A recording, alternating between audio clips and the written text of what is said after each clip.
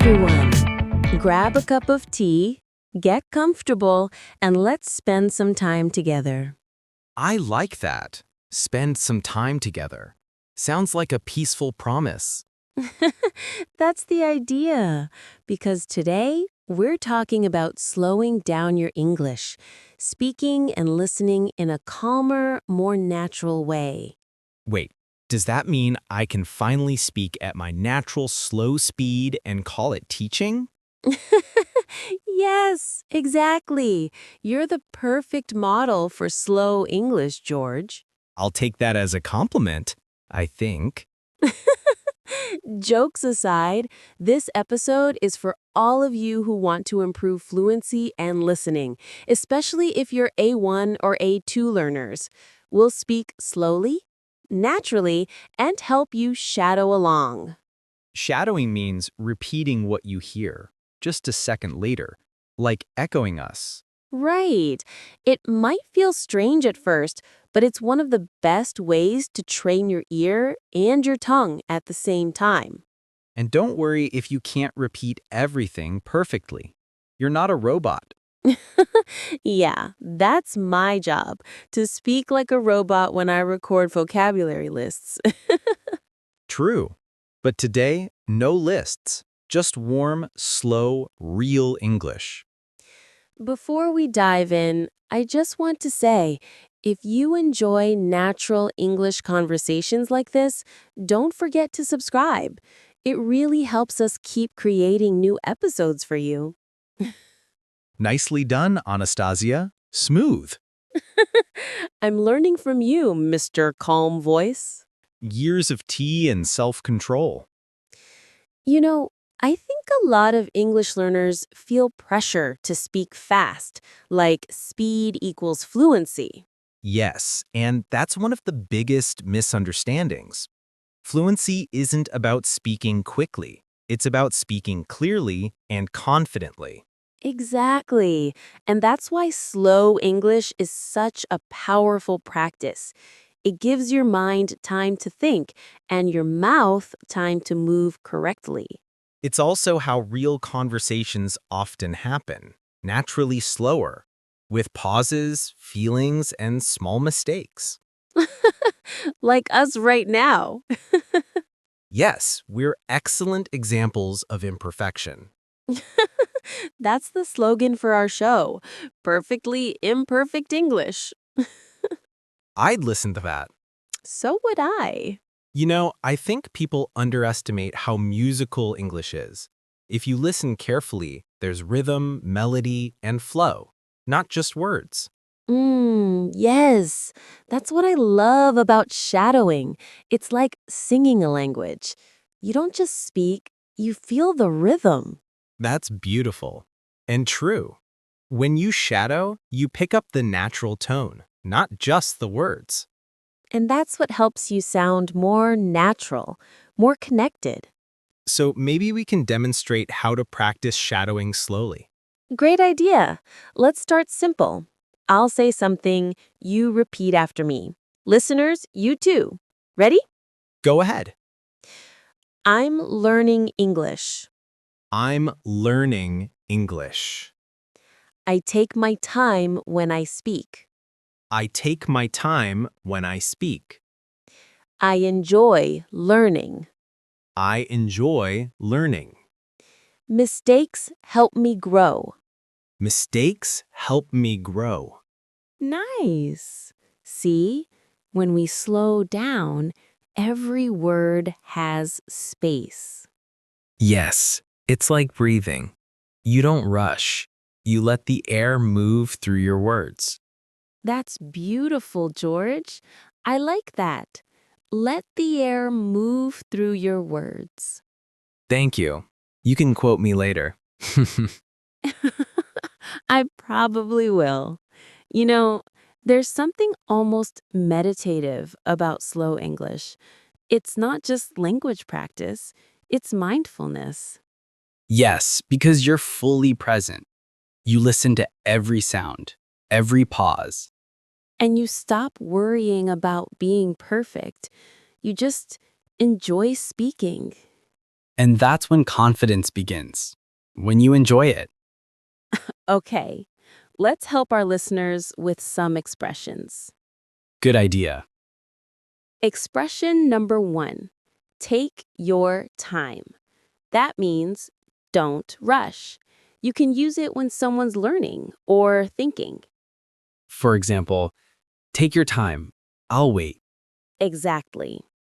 Expression number 2, to slow down. We can say, hey, slow down. I can't understand. Or even to yourself, I need to slow down and breathe.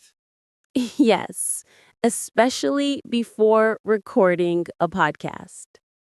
I can confirm. Expression number 3, step by step. That's a great one. It means doing something gradually, not all at once. I'm learning English step by step. Simple but powerful. Expression 4, to stick with it. Oh, I love that one. Stick with it means keep going even when it's hard. Like, sometimes it's difficult, but I stick with it. Perfect. Expression 5, to get the hang of it. That means you start to understand or become good at something. At first, shadowing felt strange, but now I'm getting the hang of it. Exactly. You know, when people repeat these expressions often, they become part of your speaking memory. Yes, like muscle memory, but for your mouth. I like that. Mouth memory. It's not scientific, but it works. Actually, that's how children learn too. They repeat what they hear over and over, even when it sounds silly. That's true. Repetition isn't boring, it's building. Nicely said. Repetition isn't boring, it's building. You can quote me for that one. Oh, I will. You know, I often tell my students to talk to themselves in English, Oh, yes, I do that too. It's one of my favorite tricks. right? You can describe what you're doing. I'm making coffee. I'm brushing my teeth. I'm late again. That last one sounds like me, but it really helps because you think in English instead of translating. Exactly. It's not about being perfect. It's about making English part of your daily thoughts. And when you listen slowly, you notice new details, how people connect words, how emotion changes meaning. Yes, like the difference between I'm fine and I'm fine. Right. Same words, different feelings. And every English learner learns that I'm fine sometimes means I'm not fine. Very true. Context is everything. That's why shadowing is so powerful. You don't just learn words, you learn how they're said. Yes, you pick up the tone, rhythm, and emotion. When you shadow us, you're learning communication, not just grammar. And communication is connection. That's why slow English is beautiful. It's not lazy, it's loving. You're full of nice phrases today. I should start a t-shirt line. Slow English is loving. I'd buy one. So would your students. Only if you sign it. Deal. You know, when I was in my 20s, I used to rush through everything. My studies, my sentences, my mornings. Oh, I can relate. You feel like you're running after time. Yes, but I learned something. When you rush, you miss beauty. You miss the sound of life. That's true for language too. When you slow down, you start to feel the meaning. So maybe learning English isn't just about learning words. It's learning how to listen to yourself. Exactly. Learning how to listen before you speak. You know, George, sometimes when I teach beginners, they get frustrated. They say, I understand everything you say, but when I try to speak, my brain freezes.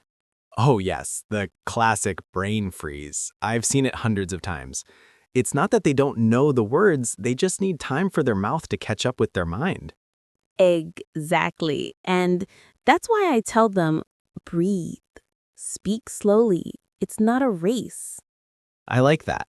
Fluency isn't about how fast you speak, it's about how smoothly you connect ideas. Right. I remember once in class, I told a student, you're not a parrot, you're a storyteller. That's beautiful. So you're telling them to think about meaning, not just sound. Exactly. When you speak slowly, you have time to find your words and you actually express your real self. That's something learners forget. English isn't just vocabulary and grammar, it's personality. Yes, and personality takes time to show. That's why I always say, speak from the heart, even if your grammar is not perfect.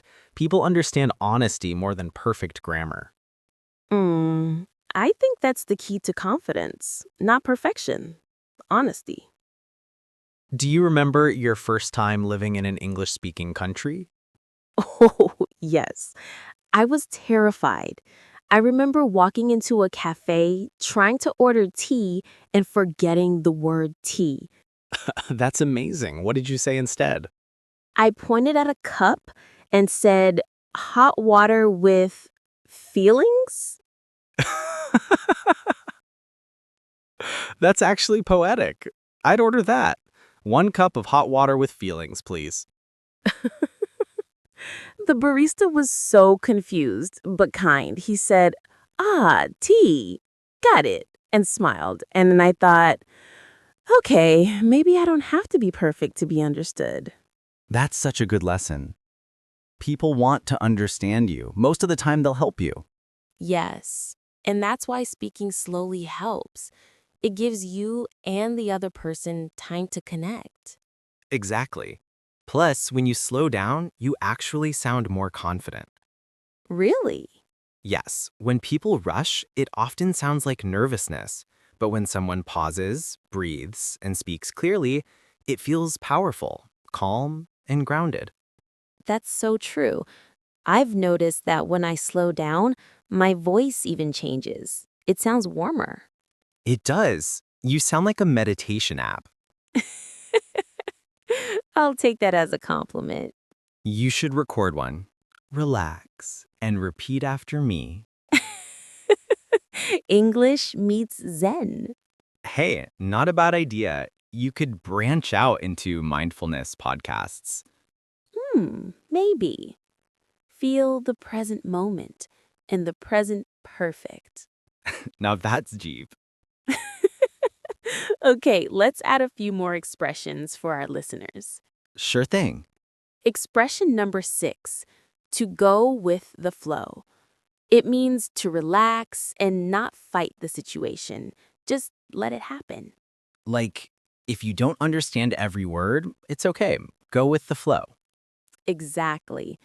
Expression 7, to take a deep breath. That one works for language and life. Before speaking, before exams, take a deep breath. Yes, I use that in class all the time. Me too, especially before meetings. Oh, meetings. I think teachers have emotional flashbacks from Zoom calls.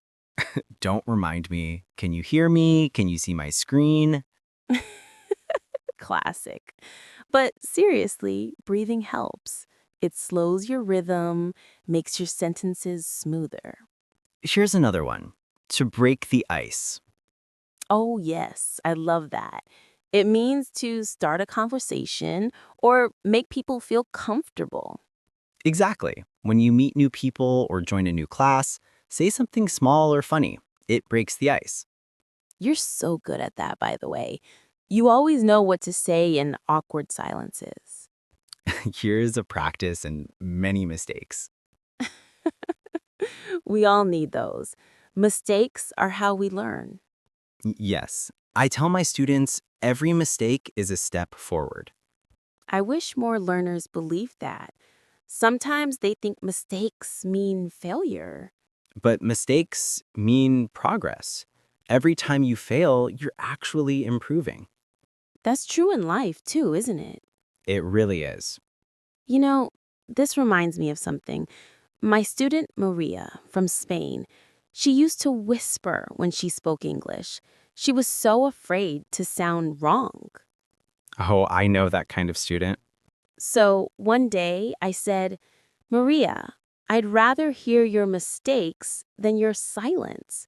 She looked at me, then spoke louder, and it was beautiful.